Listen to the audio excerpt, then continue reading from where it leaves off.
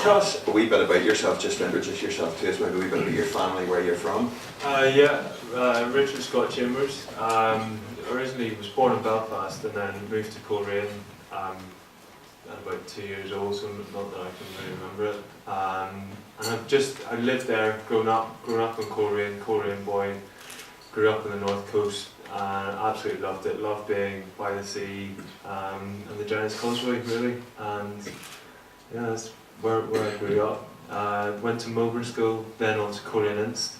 Started doing some rowing there. What have been some of the highs and lows of your rowing career so far? Can you just share a wee bit about the journey that you've been on with that over the last couple of years? I'll start off with the lows, actually. Rowing's a sport, as I said, rowing's a sport that uses every muscle in your body. Uses your legs, your backs, your hips, your arms, your shoulders, everything. And you know, with that there comes injuries, and I've had quite a few back injuries, or the one back injury, but it's just kept recurring. So disc problems, I've had to have injections and see doctors, and that's been really low, because it's actually meant that in 2009 it meant I couldn't race. I had to take the year out and not race. You know, for someone who enjoys being out and about, lying on your back for 5 weeks, not being able to do anything, having to ask Abby to make dinners and come and help me out, it's really difficult. And it wasn't easy for me watching everyone else go off and race. So that was probably a real low point. But you know, with the lows come the highs. It's all that goes into insignificance. Whenever you know we're current world champion, was world champion in 2007, and racing at the Olympic Games in Beijing was an incredible experience. You know, obviously we were disappointed, but we were there, we took part, and you know, we came away with a fifth place. What was that like, being at the Olympic Games in Beijing? Was there a real buzz and atmosphere about the place? The Olympic Games is, you know, I don't think I could do it justice trying to describe it. It's massive. You know, the whole world is watching this concert that lasts for 2 weeks. Everybody in the world comes to the Olympic Games. You know, we walk into the Olympic Village, everyone stays in the Olympic Village. So there's apartments specifically built for the athletes and coaches. There's a food hall which is the length of 2 football pitches, and I'm not kidding you, tables, and just rows and rows and rows of different counters of food. You've got Chinese, Italian, McDonald's, which are the main sponsors of the Olympics. That was used quite a lot in the second half of the Olympics.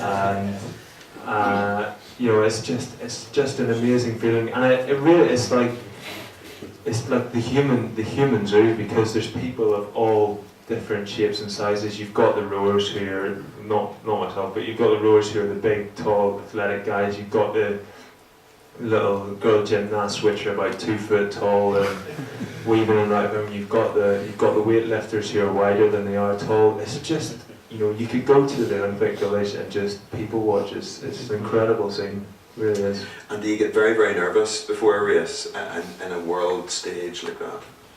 I do, yes. I do get very nervous. But I think I've learned how to control the nerves now, whether it's an Olympic Games or World Championship final, or even just a heat in the World Cups or anything like that. I get nervous because you want to win, you want to do well, and you know, sometimes the nerves isn't about the racing.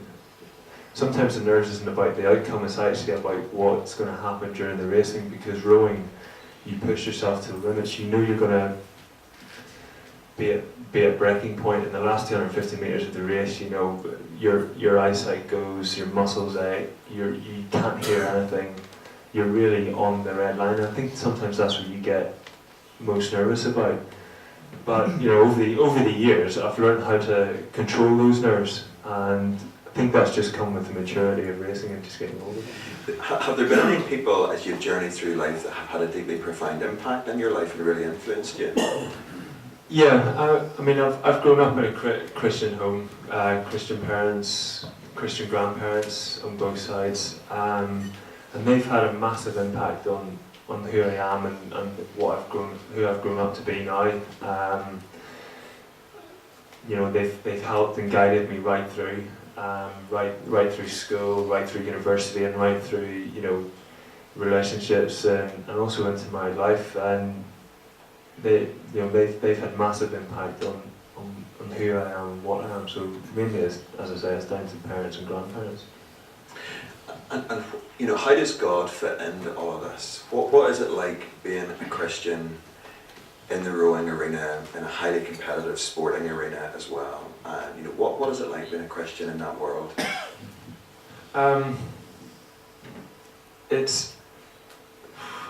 What is it like being a Christian in the rowing world? First of all, I am a Christian. That's who I am. That's what defines me.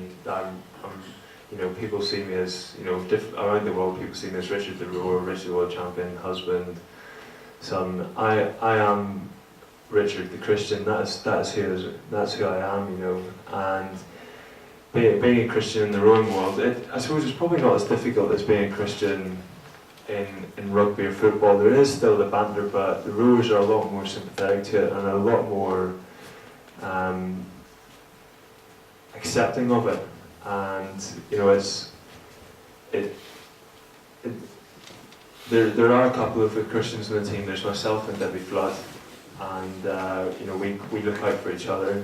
Before we went training camps, we maybe try and meet up and read the Bible, or even just to pray, or even just to talk things over. So being a Christian in the rowing team is difficult, but it's not as bad as you may think it'd be. A final question before I throw it open to the floor here.